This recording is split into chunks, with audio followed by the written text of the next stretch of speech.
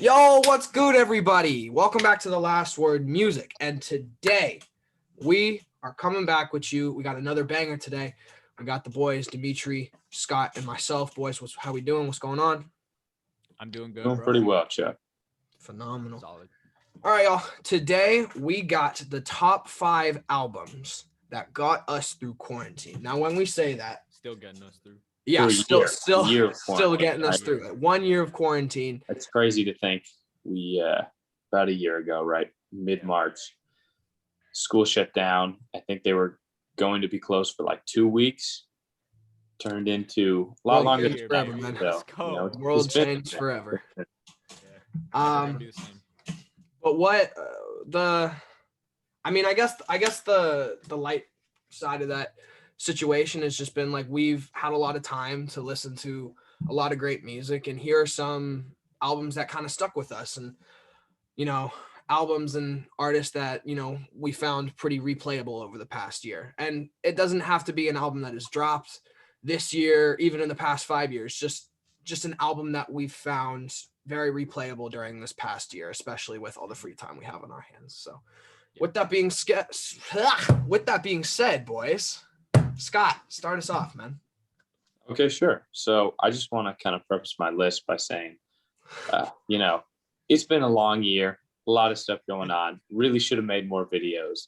We apologize about that. Yeah, we apologize for the long Our millions of viewers. It's been busy. It's been we apologize for the break because we live in Oregon. All of our sports are starting up at the same time. We have not had like any time to pump out any videos for you guys, so we apologize for that. Should be trending in the right direction though. Mm-hmm. Anyway, so I listen to a lot of music, and I didn't really listen to a ton of hip hop, even though that's one of my favorite genres, because a lot of my favorite artists weren't really releasing new music. So, Kendrick Lamar, Tyler, the Creator, for just to name a couple, right? Kind of a quiet summer with COVID. I think a lot of artists, didn't wanted to be able to tour after they dropped records. So they kind of held back. So I kind of went crate digging through a bunch of old stuff. And so my list is not going to be very familiar to you guys. But anyways, I'm going to list like 10 honorable mentions real quick. Oh, cut it down to 5. Cut it down to Don't 5. Nah, I'm just gonna list. Just list it. Don't even say anything about it. Okay. Yeah. Just run them through. Long Season by Fishmans, the Marshall Mathers LP by Eminem, Quebec by Ween, Kid A by Radiohead, Disintegration by The Cure. Wait. Don't you mean How to Disappear Completely? Well, we're not okay, so I was Nick D-Ray, man. I was rewatching that video of us and Nick talking about the 10 best albums ever, and he said How to Disappear Completely, and we kind of just let it slide. Yeah. And then he was like, "It's a really great record. It's got songs like Burn the Witch, which I think is from A Moon-Shaped Pool." So I don't know if he was talking about. It is from A Moon-Shaped Pool. I don't know if he was talking about Kid A or just like Radiohead in general. I didn't want to correct him because I wasn't sure what she was actually talking about. Shout out Nick D-Ray, man, because you're totally watching this video. But he's definitely along with the millions of other viewers. But anyways, hundreds of millions. Thank you. In Utero by Nirvana, Because the Internet by Childish Gambino, Endless Nostalgia Ultra by Frank Ocean, It Is What It Is by Thundercat, Pink Moon by Nick Drake. So forgetting all that, my number 5 record is Thriller by Michael Jackson. Yes, sir. I like it. When I was growing up, it was always kind of like, we listened to Michael Jackson just on the radio or, music videos like in class. It was always just kind of on because it's such a, popular artist. And Thriller's the greatest selling, album of all time. But I never really got like into his music, the more I kind of grew up and listened to music. But I don't know why, for whatever reason, I started listening to his stuff. And it is just fantastic music, dude. Like this album, I mean, it is just hit after hit after hit. And even though it's not necessarily thematically like telling a story throughout the record or like the songs feature a lot of the same things, it is just ridiculous how popular and funky and danceable these songs are, dude. I mean, there's a 3-song stretch in the middle of here where you got Thriller, right? Beat It, and Billie Jean, which are 3 of the most iconic songs of all time. Yeah. I mean, Eddie Van Halen is shredding on Beat It. Billie Jean is just classic Michael Jackson. He sings a lot of these songs don't necessarily have, like something that really stands out to you other than just Michael Jackson's voice. Just killing it, dude. He was so special, so talented. Songs like "Want to Be Starting Something," just super, tapping your foot. Like you can't stop. You can't help but dance to it, And there's a couple songs on here like "The Girl Is Mine" with Paul McCartney that are a little slower, kind of cheesier, but still two good voices. I appreciated it. So yeah, I'd say Thriller was my number 5 album. Cool. Nice. That's solid. You want to go next? Yeah, I can go next. I had a bunch that I had to cut off too. And just on that kind of like Michael Jackson vibe, I will say, I cut off 24 Karat Magic by Bruno Mars, which is it's probably the most like Michael Jackson inspired thing I've ever heard, probably, and it's so good. It like I mess with that album so heavy, and Bruno Mars's voice is just it's literally like it's like maple syrup, bro. It's crazy, and but I just felt like I hadn't been listening to it like consistently enough throughout quarantine to like really warrant a place on here. What I have been listening to consistently throughout quarantine, Alfredo by Freddie Gibbs. Only number 5. I thought that was gonna be higher on the list. My probably, actually not probably, definitely my rap album of the year. It's just so all of the beats on here, especially I just want to give it like a special shout out to the beat on Something to Rap About with Tyler the Creator. That beat, it just feels like summer, and that's a lot. That's kind of the vibe that the whole song went off of. Tyler the Creator talking about jumping off a boat, like blah blah blah blah. You get the idea. But it's just the whole album. You have this like really great contrast, which it seems like Freddie's been kind of like getting into with you. You've kind of got these beats that are a lot. They're either jazz inspired or very like soulful, soul inspired, stuff like that. And then Alchemist is a top tier producer. Oh, for sure, yeah. And then you've got Freddie Gibbs, who like is like this just hardcore like coke rapper, like Pusha T, vibe, talking about just like shooting people and just like slinging dope to like his relatives and watching them overdose on it and stuff. And it's crazy, but it's like it's not like too insane. Like the beats and everything ground it. And I think that's just like what makes it so listenable. And so I just had to give a shout out. It got robbed at the Grammys. I just want to say real quick. Great album. What won album of the year at the Grammys? Rap album of the year? Oh man. What even were it was the options. It was like D-Smoke's album. Yeah, because that's one of my honorable mentions was Black Habits. It was D-Smoke's album. It was Alfredo. It was Scott. Yeah, Scott. I don't even remember. It was King's Disease by Nas. Oh right, King's Disease one. Okay. I heard that was good. It was good. I probably liked Alfredo more though. Yeah, I never got around to listening to it, but I heard that was definitely like a lot more of like a what would you call it, like a sorry that we robbed you 20 years ago pick. Here's your like consolation Grammy kind of thing. That's just what Grammys is so bad, man. But shout out to the Grammys for snubbing The Weeknd and like on every category. Unreal. So I'll start with my honorable mentions. I got 3.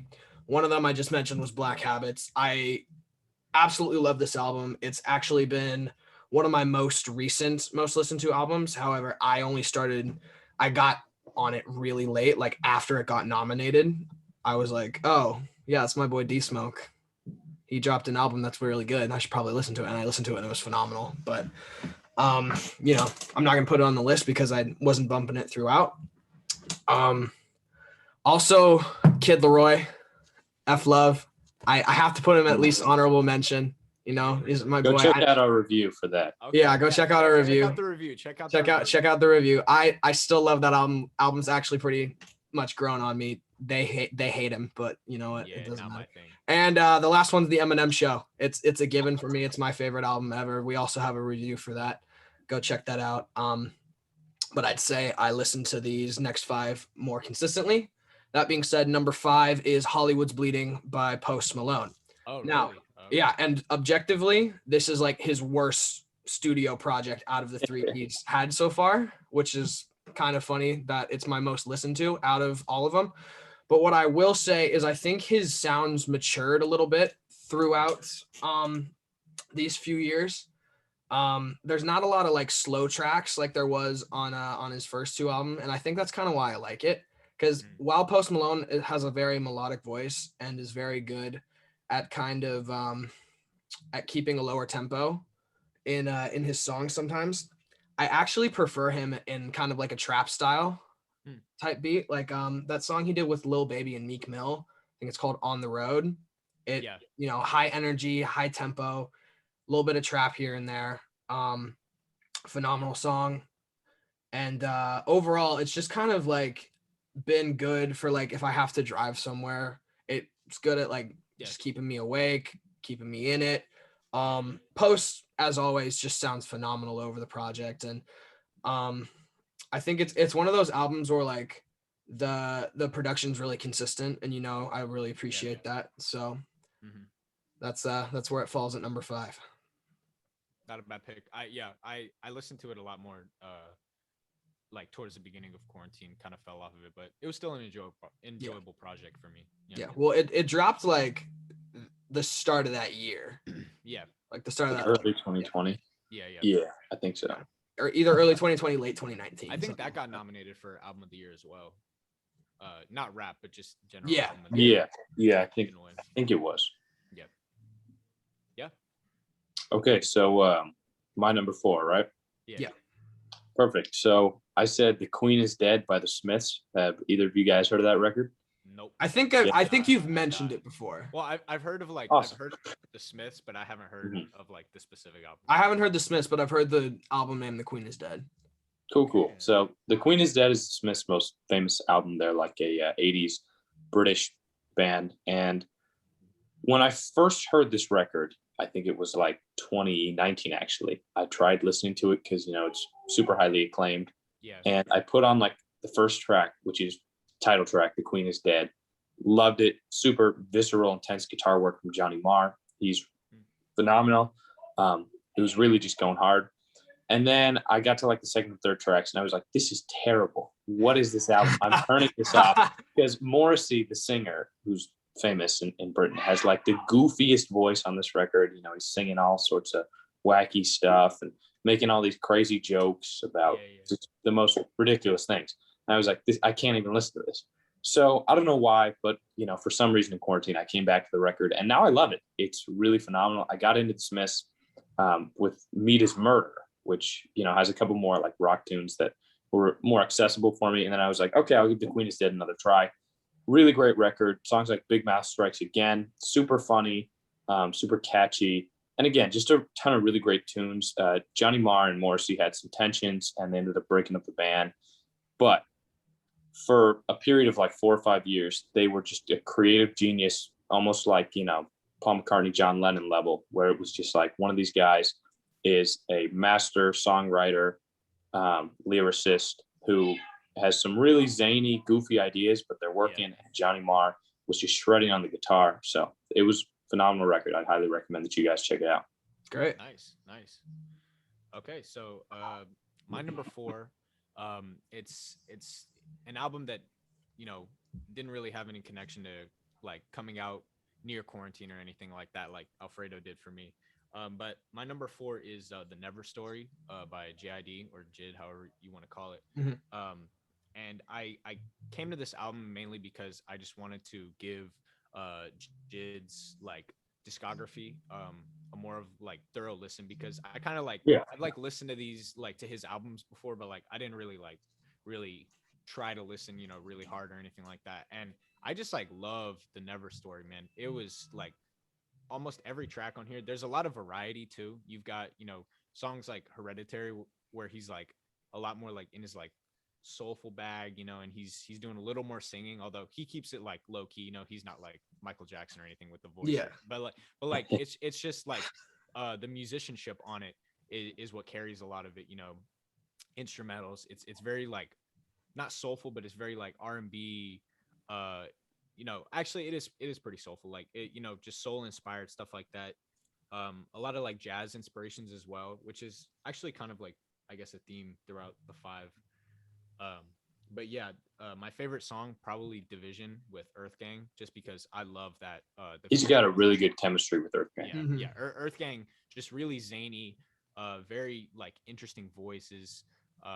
Just a really good compliment to Jid, who's a lot more like streamlined, almost like a I don't want to say like, you know, a Kendrick, because that's like always the thing that like that's always like the comparison The comp that comes for him. up. Yeah. But like, you know, just like with his style, he like all of his flows are like very smooth, you know. The rhyme schemes are always really interesting. You don't really know how it's gonna like fall and everything. But yeah, I came back to this album. I like it more than DiCaprio 2, I would say. Really good. Yeah, that's all I got to say about it. Nice. Okay. All right, my number 4. You're gonna be surprised it's ranked this low, boys. It is The Search by NF. Oh, I thought it was gonna be Music to be murdered by. Yeah, I thought it was gonna be music. No, not yet. Not yet, boys. Not yet. No. Wait, I've talked about The Search a lot. I don't really think there needs to be much said other than I think this is by far his best project. It's the culmination of everything he's done. And he actually, the Clouds mixtape just dropped today. So I haven't listened to it. I'm really excited to listen to it. And NF has been one of those artists that has just matured so well with his music, and every project has been better than the last. And I think, and The Search was definitely the culmination of that after it hit number 1 over The Big Day, and everyone rioted, and then The Big Day turned out to be Big Day was horrible. And The Big Day turned out to be awful. Probably the worst of the last 5 years. Yeah. But yeah, what I will say, just to kind of summarize the content of the album, Nate is becoming more mature with his mental health, and he's starting to understand himself better. And he conveys that really well in his lyricism and his rhyme schemes, but at the same time, he displays emotion very well, like anger and disgust, hatred, sadness. He has kind of distinct songs for each of those emotions, and I can really get behind that, especially with the message he's putting out. So yeah, definitely The Search has been something I've been bumping a lot, because as we all know, this past year has brought a lot of emotions out of us. So I was definitely expecting The Search to make a no, it made an appearance on the list. It made an appearance. For sure. Yeah. Okay, so number 3, right? Yes, sir. I'm gonna try to keep these more brief. I'm sorry, I get a little hot-headed, I guess. I don't know. I just talk. Anyway, my number 3 record is "Live Through This" by Hole. So I really got into Nirvana and kind of like grunge rock. I couldn't even tell you, all the days blur together, but at some point during quarantine, I really got into this genre of music, and I was super into In Utero and Nevermind, but I ended up liking Live Through This even more, actually, which is by Kurt Cobain's ex, well, not really ex, but like, widowed wife, Courtney Love. And her band, Hole, made this record, Live Through This, like right after Kurt Cobain's unfortunate death. So there was a lot of, crazy publicity and stuff going on there. A lot of people still to this day think that she murdered Kurt Cobain. There's a whole conspiracy there. I'm not going to get into that. But anyways, I definitely recommend giving this record a listen. Super phenomenal, just passionate, energetic, kind of like 90s rock, almost just like following the grunge like pattern set on Nevermind to a T, but with just a ton of really, really great melodies, much sharper and more focused than their previous record, with better written songs, because sometimes with these, noisier records, you can kind of see the artist lose focus and just get a little bit too experimental. And I think on this one, they stay more grounded in the songwriting. And so it's just really high passion, energetic. Courtney Love is a fantastic singer on this record. So super, super raw vocals. Good pick. Yeah. So for my number 3, it's probably not going to be surprising when I place it. I've been bumping it since it dropped in 2019, and that's Bandana by Freddie Gibbs. His second appearance. Top tier stuff, man. He might second appearance on the list. Yeah, he might be my favorite rapper right now in the game. I mean, the disrespect to Travis. Hold on. I'm just saying, Once Utopia drops, he'll reclaim his spot. It's over once Utopia drops. Yeah. But man, dude, I've been bumping Freddie really hard, and it was a tight race between all three of his albums. Although I will say, Pinata is definitely the album, surprisingly, that I play the least right now. Just because I think Bandana has grown on me a lot more. And I mean, if you just go down the song list right here, it's like all of these tracks I've been playing like multiple times a week. Freestyle Shit, Crime Pays, Palm Olive, Fake Names, Flat Tummy Tea, Giannis, Cataracts, Giannis with Anderson .Paak. All of these songs I've been like bumping like crazy. And you know, it's Freddie, it's Pinata, in my opinion, done a little bit better. Although a lot of people, you know, it's very tight between the two. And you know, I believe the producer on this is Madlib as well, right? With Freddie, and it's just like the beats are crazy on here. The style, so much character in all of the instrumentals, so much character with Freddie Gibbs's voice and his storytelling. Just a great album. It's grown on me ever since I first listened to it. Yeah, it's funny you say that because, you know, throughout quarantine I've been bumping Pinata more than Bandana, but both albums are super great, and Freddie Gibbs is just so concise and focused on Bandana.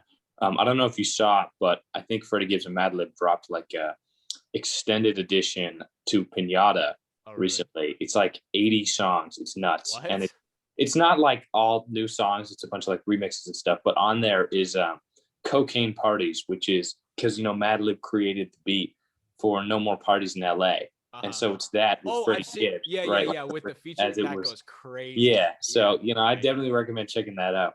Yeah, for sure. Okay, my number 3. Yeah. Cool. Chuck's just like out of the loop on the Freddie. Yeah, like y'all are speaking like French to me right now. Like it's so good. Yeah, I'm still yet to listen to a Freddie Gibbs project. So. Wow. What was my number? Okay, yeah. So my number 3 was Taboo by Denzel Curry. Oh, great album. Okay. Fantastic album. No complaints there, Chuck.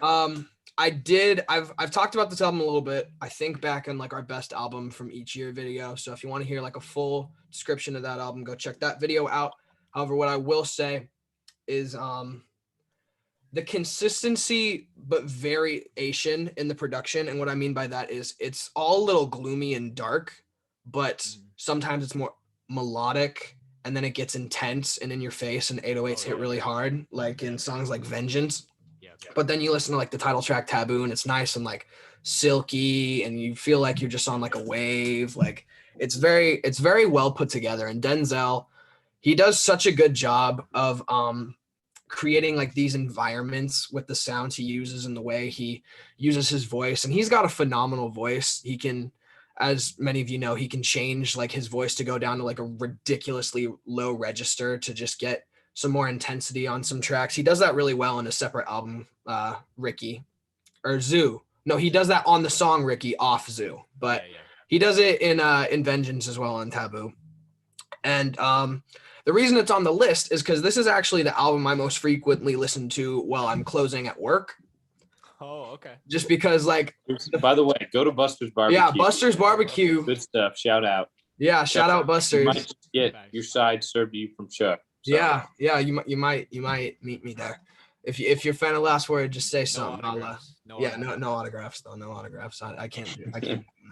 But yeah, it's very nice just to like chill out for a little bit, especially after the huge rush comes in.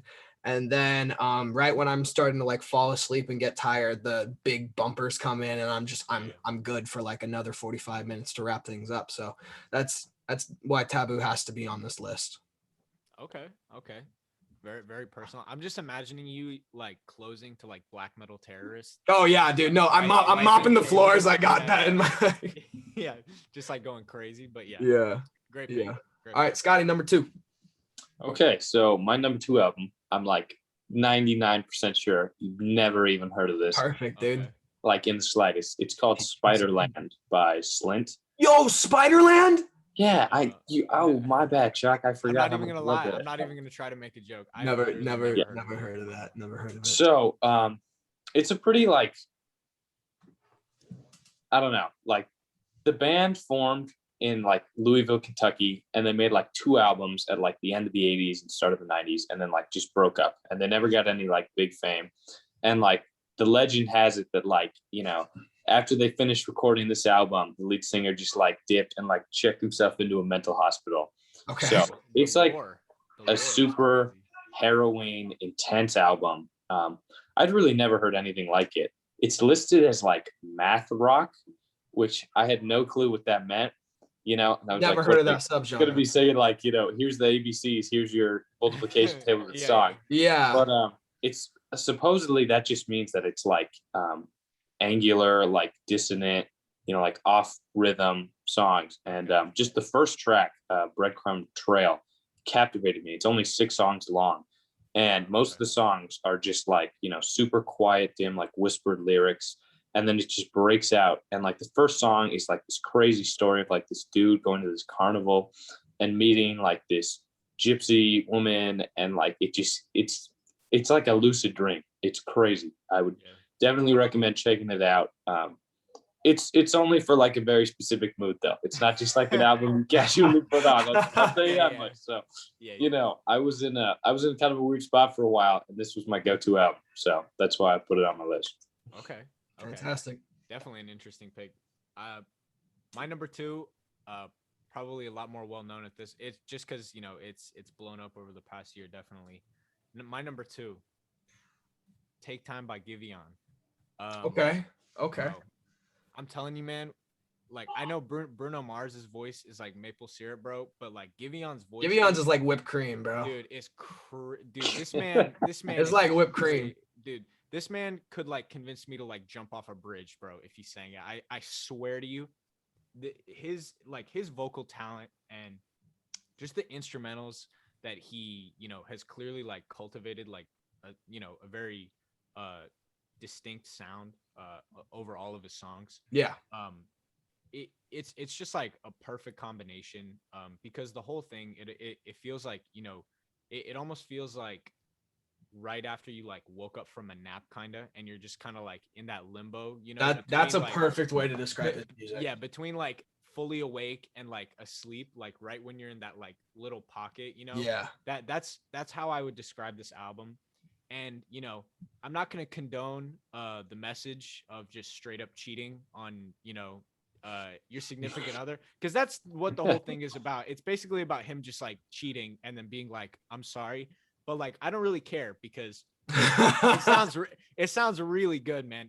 You know, probably. Hey, as he said, like Giveon can sing anything and make it sound good. Yeah, I mean, like the final song, Vanish. You know, he's basically he's literally saying like, oh, you're saying you hate me and you wish I would like leave, but like I know you love me, and it's like, oh, maybe she actually does hate you, bro. I don't know, but like it sounds so good that I just like can't like not listen to it, you know.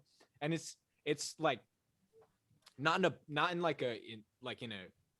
critical way or an insulting way to the album that you just put out, Scott, with Spiderland. Was it called? Yeah.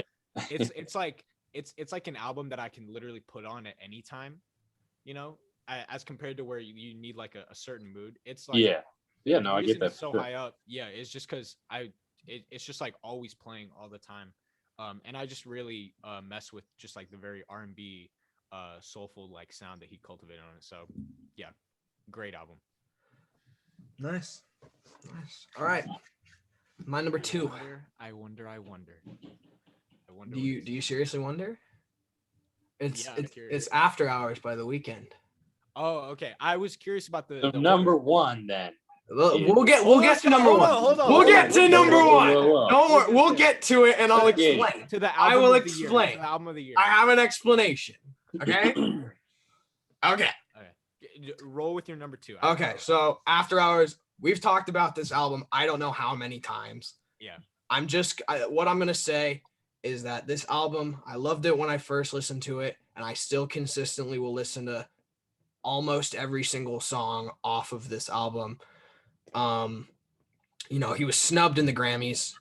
Yeah. I don't think we have to discuss that at all. I think he just sucks. Yeah. No, I'm playing. Yeah, I mean, we can the week more like the weekday. Exactly. I mean, if he wasn't, nominated at the Grammys, that means he's horrible, man. He's horrible. Freaking my favorite artist now is Megan Thee Stallion because she won everything at the Grammys. Arguably the GOAT. Yeah. But it's been in my playlists. It's been bumping in my car. It's been bumping while I play video games. It's something I listen to when I close. It's something I listen to before I go to bed. But he's got enough hype tracks in there to the point where I can listen to it pretty much when I'm doing anything. So it's with that diversity and just the fact that, I mean, if we're gonna keep comparing these guys' voices to like food or something like that, he's like chocolate syrup, man. He's like chocolate syrup. The Weeknd. It seems just like a rip off of the maple syrup. I think we're losing our way with these. Like we definitely are. But all right, just all incredible to listen to. Yeah, After Hours #2, man. It's a good album for sure. Yeah, it was really solid. Okay, so my #1 album is Loveless by My Bloody Valentine. Oh, really? I think Ethan Reinhardt first showed me this, actually. So shout out Ethan Reinhardt, because you're totally watching this video. Oh, he definitely is. Anyways, when I first heard this album, I was just like blown away, dude. The first track is called Only Shallow, and it just starts off with like this intense drum fill and then just like this crazy distorted noise. And that's kind of like the whole album is like, it's pegged as almost like the reinvention of the guitar. Just like this shattering dome of noise embodies every single song. And beneath the layers and layers of guitar is this almost like surreal beauty and like pain touch. And like you said, like Giveon, he can sing whatever and you can still feel it. I couldn't tell you a single lyric from this album because all of the songs are just kind of like the lyrics are like almost like moaned and like very Ethan Reinhardt. The lyrics aren't important. Still so like emotional and you can just like feel it. I would definitely recommend you guys give this a listen. Super cool original record. So yeah, and apparently it took like 20 studios and like a ton of money to make to the point where the band's label just like dropped them after they made this and then went bankrupt. But the album's awesome. Yeah, and they didn't like end up making another album for like 20 years or something. So it was it was just like guy was in search of perfection. Sounds like he achieved it. So wow. That is crazy. Wow. Okay. So my #1, let me give a quick honorable mention to Rodeo real quick, because #1, because it's Astroworld. There is no is it because it's Astroworld? Yeah, there is no other album that I have listened to more since this dropped than Astroworld. I'm not gonna go into it because I've probably gone on about it in various other videos. We've all gone on about Astroworld, man. This album, great record. The best trap album, in my opinion. It has surpassed Rodeo. More than Waka Flocka? I've never listened to Waka Flocka. I'll keep it a buck. But girl, the way you move it got me in a trance. Okay, well, I've heard that, but but so I'm not gonna like. Yeah. No, I think Astroworld's great too. This album's goated in my opinion. It's phenomenal. Yeah. Okay. Just hear me out, man. Hear me out. Okay. Let's hear it, man. It's Music to Be Murdered By. Wait, what? Huh? Okay. What? Okay. No. So this it wasn't To Pimp a Butterfly? It wasn't Igor? That was what? That was. Are you just listing albums that like I have no interest in listening to? Out of the blue, man. Where did that come from? I don't know. Okay. So this album dropped early 2020, dropped in January. Actually, the first video we ever did was a solo vid where I reviewed it. Go check it out. Since then, it's really grown on me because I'm starting to pick up on some things I didn't hear before. It's a great thing I love about Eminem, just because he slips some things in that you don't really notice until maybe the third or fourth time. Yeah. Kind of like Rick Ross. Yeah. Slipping Molly. Dude, stop! No, we're gonna get demonetized. No, No, you No. can't do it. How do we get demonetized for the? Yeah, we're not even making money. How do they even know? We're not making I don't money. know, man. I don't know. How can we get? I was honored. Are we not already demonetized? Shit in nut. Yeah, but continue with what you're saying, Chuck. Okay. So basically, a lot of songs grew on me. Just to name a few: "Leaving Heaven," "Premonition," "Little Train." And then more recently, he dropped the B-side to that album.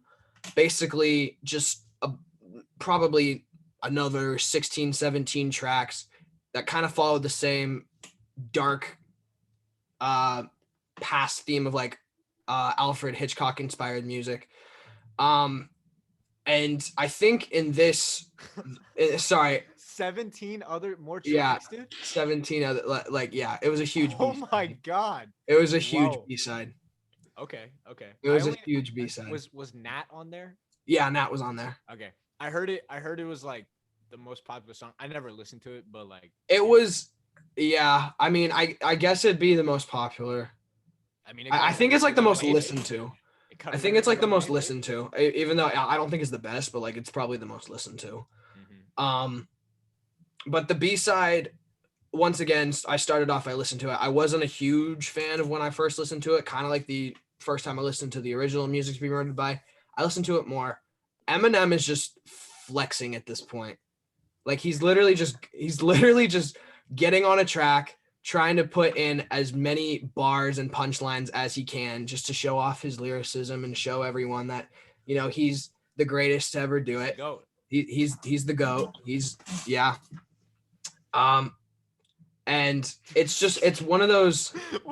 Dude, I can't pay attention. Scott is just like, yeah, Scott's back, dude. He's like, what, man? What do you got? What you got to say, Scott? Dude, nothing. I'm just listening. What's going on? What you got to say, man? Nothing, dude. Bro, Scott, go ahead. No, go ahead. I don't remember. Did I raise my hand or something? No, okay. Continue what you were saying, Chuck.